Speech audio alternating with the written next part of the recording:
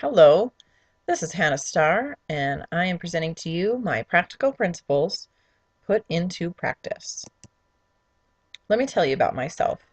At a young age, I knew my purpose in life would be fulfilled in being a mom. I thought of it as a clean slate. If I could start over with children with tubula rasa, then I would have it made. However, as I entered into the Head Start program, I knew this was beneficial for me and my training as a mom. I still believed I could influence those fairly new clean slates, children, waiting to soak up as much as I had to give. My growth in this program within myself, as well as my teaching skills, was substantial. I decided to go back to school to get my teaching degree. And in college, my philosophy and idea of education had transformed. I fell in love with education and was passionate for good teaching. My principles and philosophies. I chose behaviorism and constructivism, kind of the two broad spectrums of the learning theories, only because I don't think that these theories could stand on their own, but work together as a group to construct understanding. Let me tell you a little bit more about what I mean. I chose Kohlberg's 6 levels of moral development, and I decided to categorize them with my 3 learning theories. So as we go up on the pyramid from avoiding punishment all the way up to principle, we use these motivating factors to change our values from extrinsic to intrinsic. And in behaviorism, you use these theories as a way to demonstrate outward stimuli. So from behaviorism to cognitivism to constructivism, you're changing your thinking from basic stimuli to constructing and organizing information to producing and constructing your own knowledge. I want to say Rafe Esquith does an amazing job of describing his 6 levels of thinking.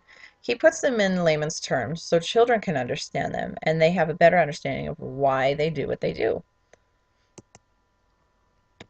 Lynn Lehman of Ball State University in Indiana, a professor of the Department of Educational Leadership, had categorized these 3 learning theories with a precise verb usage. So for behaviorism, learning is a process of reacting to something. Cognitivism is a process of acquiring and storing information, whereas constructivism is really the process of creating your own learning and understanding.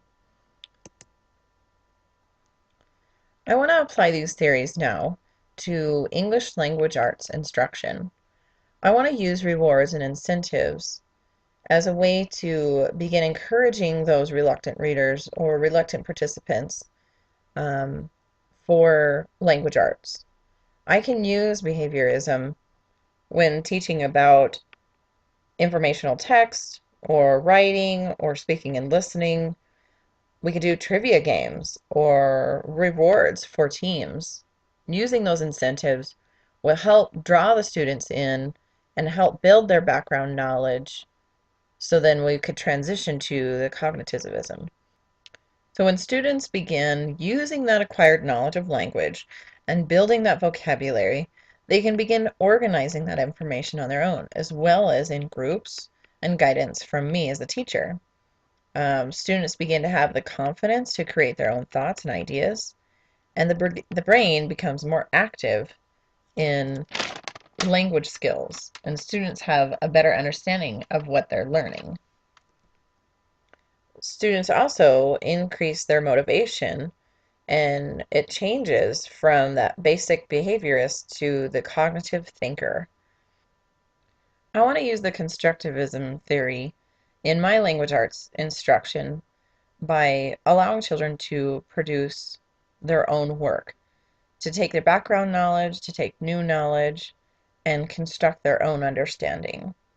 I think language arts is really set up to really help students do that because of the universal writing and speaking and with poetry. It really helps the student to individualize the piece. I also want to use Rafe Esquith in my ELA instruction because language arts should not be just something that we do because we have to. I want my children to be able to communicate their ideas through language arts on a personal level, on a motivating factor that is intrinsic instead of extrinsic. So expectations. The role of the teacher needs to be the facilitator. Just as we move from behavior to cognitive to construct, as the teacher, I want to scaffold that learning of skill and motivation to where students own it, that it belongs to them. The role of the student is to participate, be active in learning for their own benefit. And by them changing their value and motivation for why they have to write a poem or research information, it only adds to the essential skills of life. That their role is to just participate.